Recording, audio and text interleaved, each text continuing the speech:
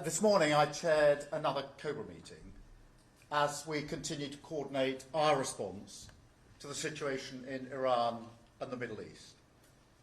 I know that people are worried sick about their family and friends who are caught up in this, about the impact on our lives and our economy, and about the potential for even greater escalation. They can hardly believe that yet again we're seeing missiles and drones falling and civilians in the firing line across the region. So I want to reassure the British public about the action that we're taking. While the region has been plunged into chaos, my focus is providing calm, level-headed leadership in the national interest. That means deploying our military and diplomatic strength to protect our people. And it means having the strength to stand firm by our values and our principles, no matter the pressure to do otherwise. The long-standing British position is that the best way forward for the regime and the world is a negotiated settlement with Iran where they give up their nuclear ambitions. Now that's why I took the decision that the UK would not join the initial strikes on Iran by the US and Israel. Now that decision was deliberate. It was in the national interest, and I stand by it. But when Iran started attacking countries around the Gulf and the wider region, the situation changed. Iran has now fired drones and missiles at 10 countries that did not attack them. These are allies of the UK, where we have hundreds of thousands of British people, as well as British military personnel. Our number one priority is protecting our people.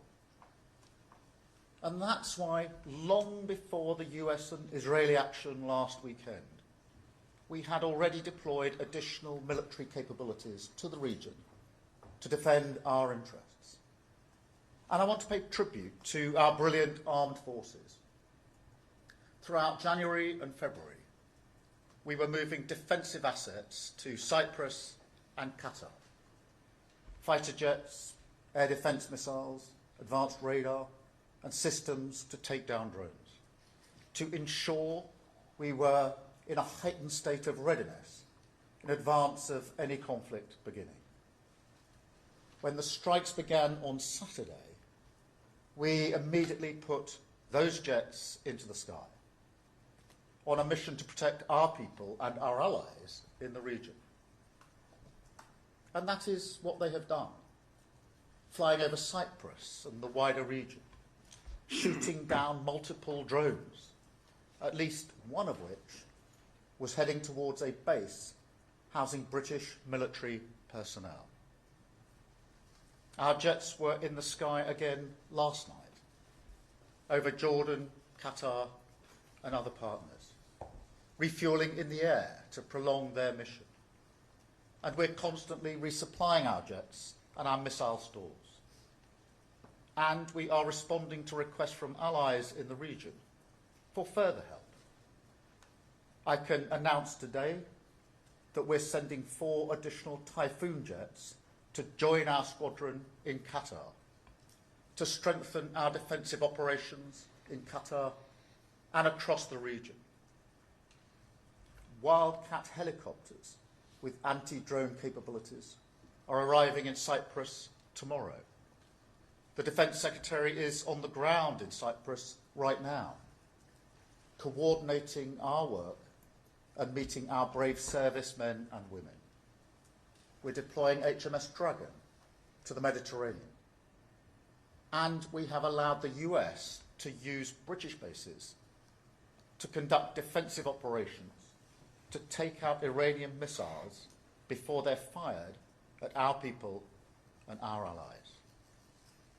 We will maintain this shield over British people in the region and our allies. We are working to strengthen it every day. and we're working as fast as possible to get our people out.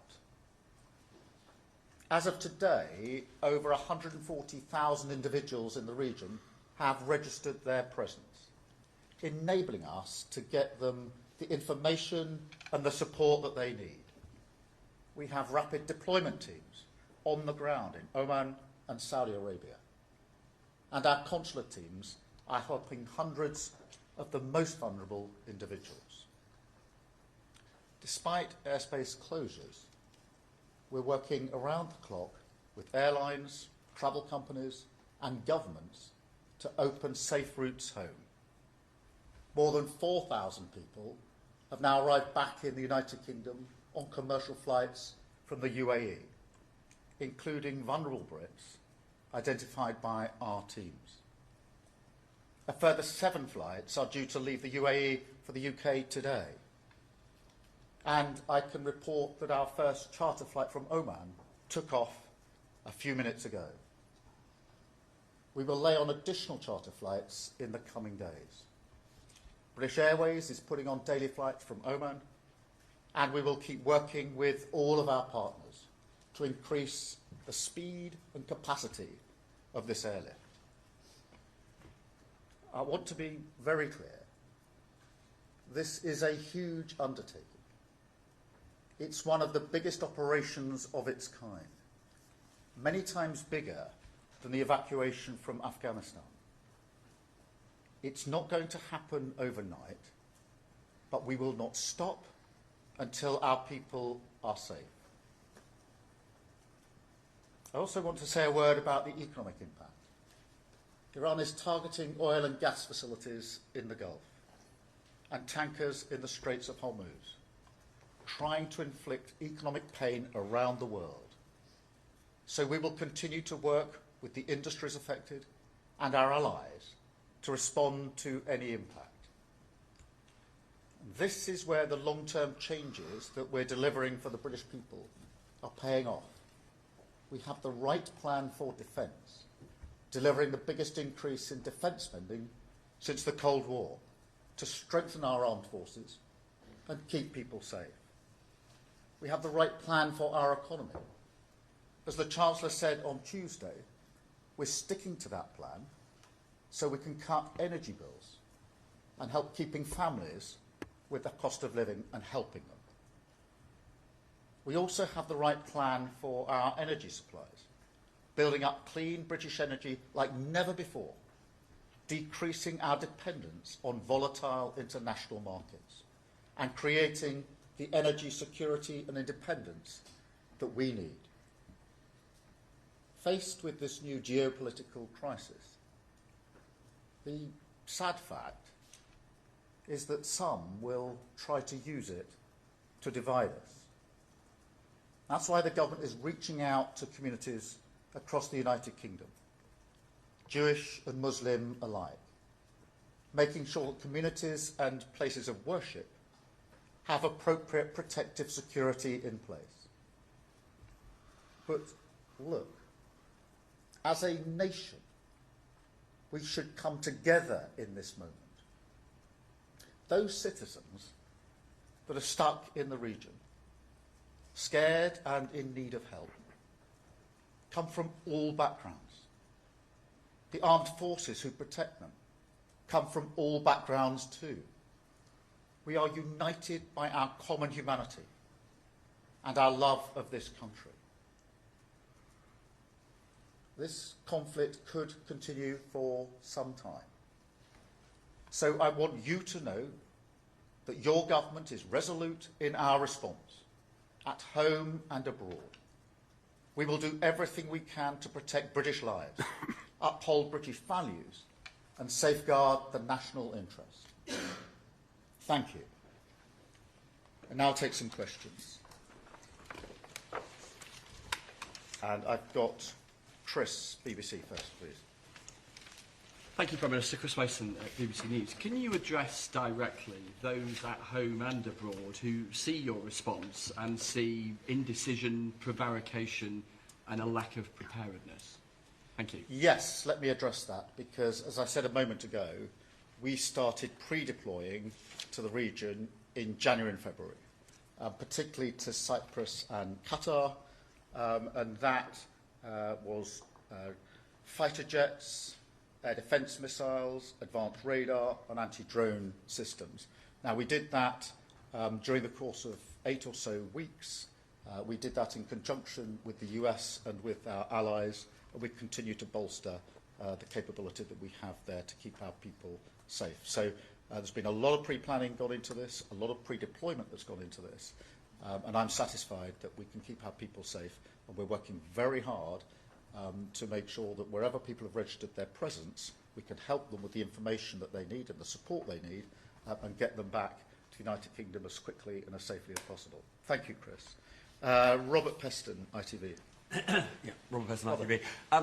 Prime Minister, I was very struck by your choice of words. You said that you stand by what you called your initial decision not to join the offensive operations of Israel and America against Iran. Does that mean that decision is subject to review? You're concentrating at the moment on defensive military activity, but could it turn into offensive activity?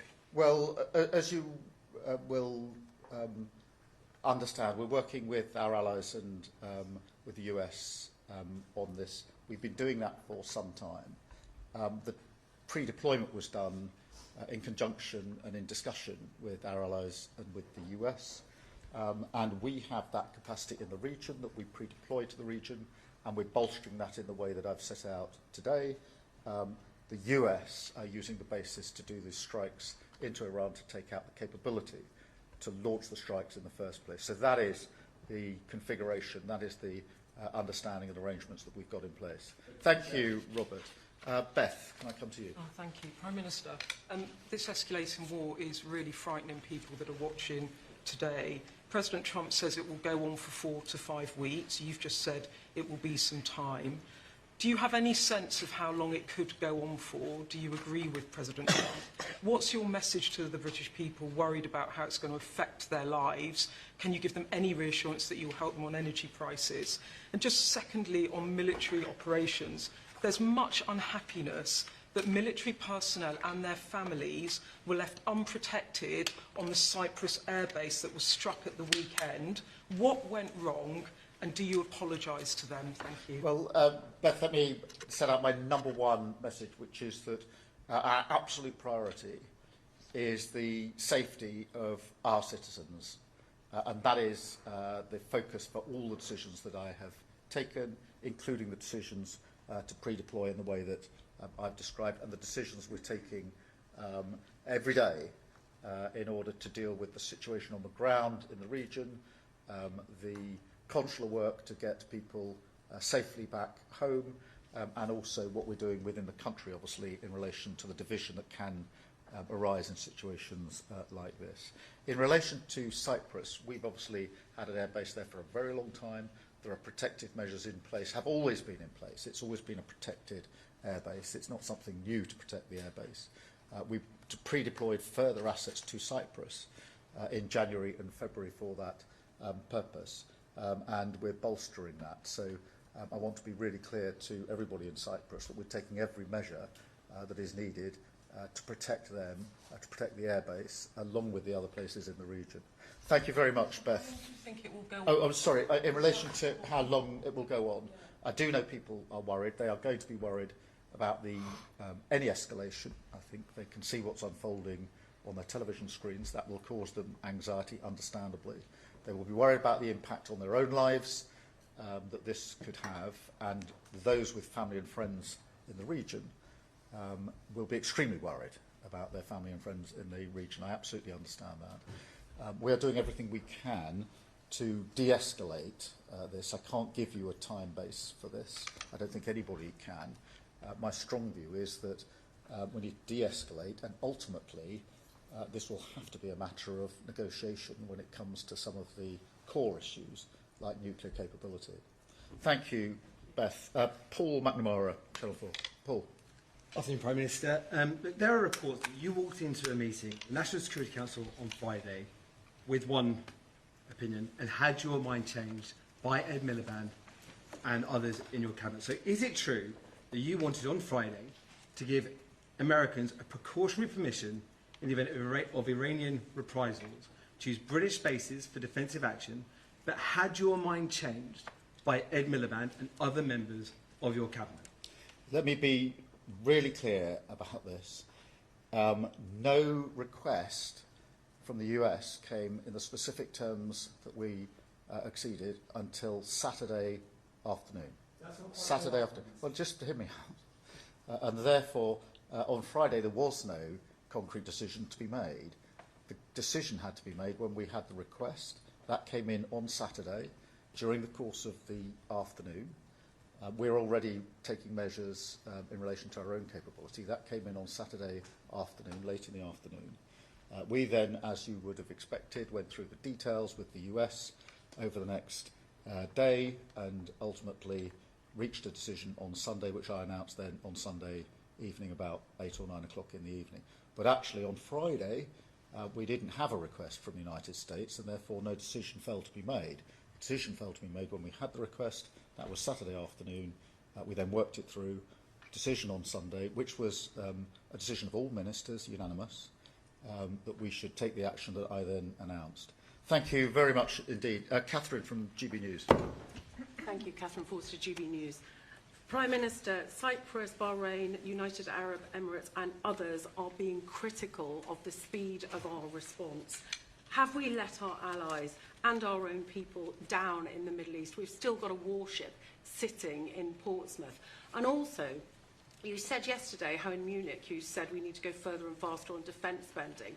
But getting to 3%, let alone 3.5%, seems to have been kicked way into the long grass. When is your rhetoric actually going to be matched by the reality of when you're putting money into defence? Yeah, thank you, Catherine. I know you'll have heard me say a moment ago, we started pre-deploying in January and February our assets to the region to make sure that we had the capability that we needed there. That wasn't an isolated set of decisions. It was done in conjunction with the US, in conjunction with our allies, and we're bolstering that again. And therefore, I can say we're doing everything and have done everything we can at speed to make sure that we are properly protecting our citizens, which is my number one concern. And that's why it's very important that I set out the pre-deployment measures that we took. Can I also say on defence spend, we've obviously already increased our defence spend with the highest spending now on defence since the Cold War. And I've set out when I was at NATO summit last year and at Munich this year that we need to go further and faster, and that's what we'll do. Thank you very much, Catherine. I've got Stephen from the Times. Stephen. Prime Minister, Donald Trump has suggested that you've ruined the special relationship, that you are no Churchill. On the special relationship, is he right on that? Have you ruined the special relationship? Look, the special relationship is in operation right now. We're working with the Americans in the deployment from our bases. We are working together in the region. The US and the British working together to protect both the US and the British in joint bases where we're jointly located, and we're sharing intelligence on 24/7 basis in the usual way. That is the special relationship. That is a special relationship in operation. And clearly it's for the President to take decisions that he considers in the national interest, the right decisions for the US. I understand that, I respect that. But equally, it's for me, as the British Prime Minister, to take decisions that I consider to be in the best interest of the United Kingdom. There's nothing controversial about that. The special relationship is operating right here at an important point. Thank you very much, Stephen. Pippa from Guardian. Yes, Prime Minister. Obviously, you said a lot of people are very concerned about this conflict escalating. Has Donald Trump given you any insight into what his plan is for what comes next after the initial bombing phase? And are you convinced he has a plan? And if I can just push on the defence spending point, because increasing in defence spending to 3% of GDP by 2030 would take up all real terms growth, unless, of course, you're raising money elsewhere to pay for it. Are you going to raise money to pay for it, or are you going to make cuts elsewhere? Firstly, on the risk of escalation, clearly that is a concern for everybody. It will be a concern for everybody who is watching and across the country, and that's why we've been absolutely clear that we need to de-escalate. In relation to discussions with the Americans, obviously they're happening at all levels. I've had discussions with President Trump, but all of my team are having discussions all the time with the Americans about the operation. In relation to defence spending, we've set out our plans for the increase that we've already put in place. I've made commitments at the NATO summit last year and at the Munich conference, and I was clear then that we will need to go further and faster. Thank you very much, Pippa. And Sophie from the Mirror. Sophie. So the current situation in the Middle East could potentially lead to the displacement of millions of people in the region. Are you expecting this to play out in more asylum claims, including small boat arrivals from the region? And are you concerned that cuts to the international aid budget could impact the UK's ability to handle situations exactly like this? And if I can also just ask, have you spoken to Donald Trump since his criticism of you? In relation to the situation that's developed, obviously we don't yet know how long this will last.